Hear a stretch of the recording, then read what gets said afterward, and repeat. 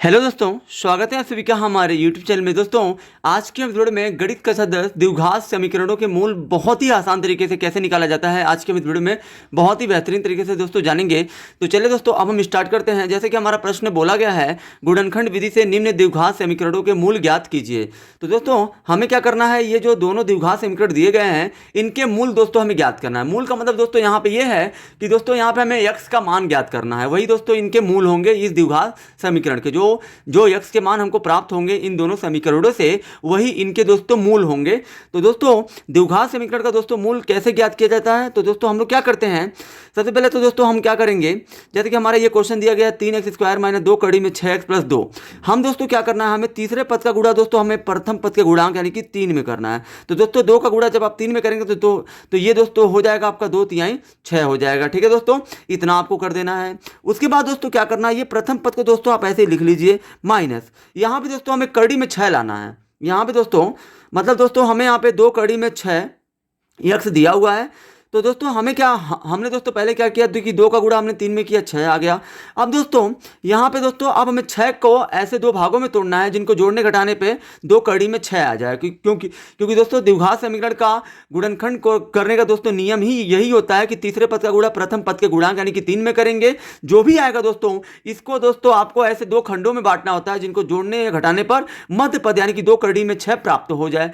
तो दोस्तों हमें पहले कड़ी में 6 लाना है। तो दोस्तों क्या करना है, इस 6 से आपको इस 6 में भाग देना है। तो दोस्तों 6 से भाग देंगे तो आपका आ जाएगा 1, यानी कि दोस्तों उसके बाद दोस्तों जो ये कड़ी में दोस्तों हमें 6 लाना था तो हमने 6 से पहले भाग दे दीजिए। दोस्तों यही आपका नियम होता है। यहाँ पे दोस्तों कड़ी में कुछ भी होता इससे पहले आपको इसमें भाग देना होता। उसके बाद दोस्तों जो भी बचेगा इसको दोस्तों आपको ऐसे 2 खंडों में बांटना है जिनको जोड़ने या घटाने पर ये जो 6 कड़ी के बाहर यानी कि जो 2 है ये प्राप्त हो जाए। तो दोस्तों एक को आप ऐसे 2 खंडों में तोड़िए जिनको जोड़ने घटाने पर ये 2 मिल जाए। तो दोस्तों वो होगा 1 और 1 होगा, क्योंकि 1 और 1 को जोड़ेंगे तो 2 आ जाएगा। उसके बाद दोस्तों यहाँ पे दोस्तों हमें कड़ी में 6 लाना था तो दोस्तों हमने 6 से भाग दे दिया। तो यहाँ पे आपको कड़ी में 6 प्लस कड़ी में 6 कर देना है। उसके बाद दोस्तों यहाँ पे देखिए, अब दोस्तों इनके बाहर दोस्तों 1 है, इसके भी बाहर दोस्तों 1 है, और दोस्तों 1 हमने तोड़ा भी था। तो दोस्तों 1 और 1 को जोड़ेंगे तो 2 आ जाएगा, और कड़ी में 6 है तो कड़ी में 6 इन दोनों को यानी कि कड़ी में 6 और कड़ी में 6 को जोड़ेंगे दोस्तों तो ये आपका 2 कड़ी में 6 मिल जाएगा। और दोस्तों इन दोनों का आप गुणा भी करेंगे तो कड़ी में 36 आ जाएगा। और दोस्तों 36 का वर्गमूल होता है 6 की, जो कि दोस्तों हमें 6 मिल भी जा रहा है। यानी कि दोस्तों फिर उसके बाद दोस्तों आपको कोष्टक बंद करके ये x को बाहर लिख देना है। फिर दोस्तों +2 है तो 2 बराबर में दोस्तों 0 है तो 0। उसके बाद दोस्तों आपको क्या करना है, ये 3x²।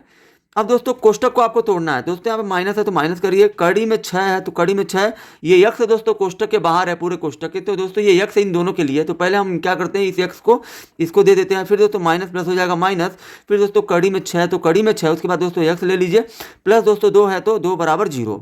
अब दोस्तों उसके बाद आपको सिंपली सा दोस्तों क्या करना है, अब ये टोटल 4 पदों में टूट चुका है। तो दोस्तों प्रथम 2 पदों में आपको देखना है क्या कॉमन है, और दोस्तों अंत के 2 पदों में आपको देखना है क्या कॉमन है। तो दोस्तों ये दोस्तों कड़ी में नहीं है और ये दोस्तों कड़ी में है। तो दोस्तों जब ये दोनों ही कड़ी में नहीं है, एक कड़ी में एक नहीं है, तो दोस्तों हमें एक ऐसी सेटिंग करनी पड़ेगी ताकि ये दोनों कड़ी में आ जाए। तो दोस्तों हम क्या करते हैं दोस्तों कि ये दोस्तों 3 को हम लोग क्या करते हैं, हम 3 को दोस्तों क्या करते हैं, कड़ी में 3 गुणे कड़ी में 3 लिख देते हैं। उसके बाद दोस्तों इसके बाहर दोस्तों x² है तो x² कर दीजिए। उसके बाद दोस्तों माइनस, ये दोस्तों कड़ी में 6 है, इसको दोस्तों हम लोग कड़ी में 2 गुणे कड़ी में 3 लिख देते हैं। उसके बाद दोस्तों इसके बाहर x है तो x, माइनस है तो माइनस। फिर दोस्तों इस कड़ी में 6 को हम क्या लिख सकते हैं, तो दोस्तों इसको हम लोग लिख सकते हैं कड़ी में 2 गुणे कड़ी में 3। यहाँ पर दोस्तों एक ही x है तो यहाँ पर लिख दीजिए। फिर प्लस दोस्तों ये 2 को भी दोस्तों हमें कड़ी में लाना है। तो दोस्तों इसको भी हम लोग लिख देंगे कड़ी में 2 गुणे कड़ी में 2, क्योंकि दोस्तों 2 कड़ी में 2 और कड़ी में 2 का गुणा करेंगे तो कड़ी में 4 आ जाएगा, और दोस्तों 4 का वर्गमूल फिर 2 आ जा रहा है। दोस्तों ये 2 हमको प्राप्त हो जा रहा है। तो दोस्तों 2 को हमें कड़ी में 2 गुणे कड़ी में 2 लिखने से कोई नुकसान नहीं है, क्योंकि दोस्तों इन दोनों का गुणा करेंगे तो फिर हमको 2 ही मिल जाएगा। उसी तरह से दोस्तों 3 को हमने कड़ी में 3 गुणे कड़ी में 3 किया है। दोस्तों हमने 3 और 2 को कड़ी में इसलिए किया है दोस्तों क्योंकि यहाँ पे 3 को कड़ी में करना इसलिए जरूरी था क्योंकि कड़ी में 6 भी दोस्तों ये 6 भी कड़ी में है, और दोस्तों यहाँ पे भी ये कड़ी में 6 है तो 2 को भी कड़ी में करना जरूरी था, तभी दोस्तों यहाँ पे कॉमन हो पाएगा। अब दोस्तों आपको ये देखना है कि इन दोनों में और दोस्तों अंत के 2 पदों में क्या कॉमन है। तो दोस्तों जब आप ध्यान देंगे तो दोस्तों कड़ी में 3 यहाँ पे भी है, कड़ी में 3 यहाँ पे भी है, तो दोस्तों कड़ी में 3 आपका कॉमन हो गया।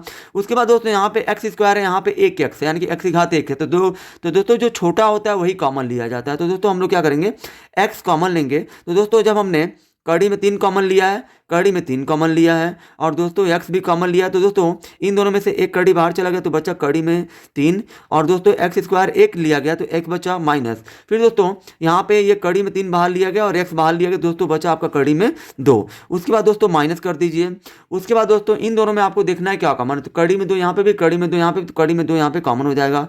उसके बाद दोस्तों आपका यहाँ पे बचेगा कड़ी में 3 यक्स है, तो दोस्तों यक्स प्लस यहाँ दोस्तों कड़ी में हो जाएगा 2, क्योंकि दोस्तों यही वाला खाली कॉमन लिया गया तो ये वाला अंदर बच जाएगा। बराबर में दोस्तों 0 है तो 0, सॉरी दोस्तों एक मिस्टेक हो गया है यहाँ दोस्तों, इस चिन्ह का हम लोग इस प्लस में भाग देंगे दोस्तों आ जाएगा आपका माइनस, क्योंकि दोस्तों जो भी यहाँ पे चिन्ह रहेगा, जो भी आप रहेगा इससे दोस्तों इन दोनों में दोस्तों इन दोनों के चिन्हों में दोस्तों आपको भाग देके लिखना है। तो माइनस से माइनस में भाग देंगे तो प्लस आएगा, प्लस लिखते नहीं है, फिर दोस्तों माइनस से प्लस में भाग देंगे तो माइनस आएगा।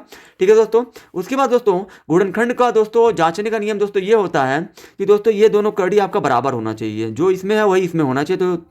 तो दोस्तों दोनों में सेम है, तो दोस्तों क्या करना है, इन दोनों में से आपको, इन दोनों में तो दोस्तों आपको एक में से, दोनों में से कोई एक लिखना है। उसके बाद दोस्तों दूसरी कड़ी में आपको इसको लिखना है, कड़ी में 3x माइनस कड़ी में 2 और बराबर में दोस्तों 0 है तो 0। दोस्तों हमने क्या किया है, इन दोनों में से एक को लिखा है, दूसरी कड़ी में दोस्तों हमने इसको और इसको लिखा है, कड़ी में 3x है, कड़ी में 3x माइनस कड़ी में 2 है, कड़ी में 2 बराबर में दोस्तों 0 था तो 0।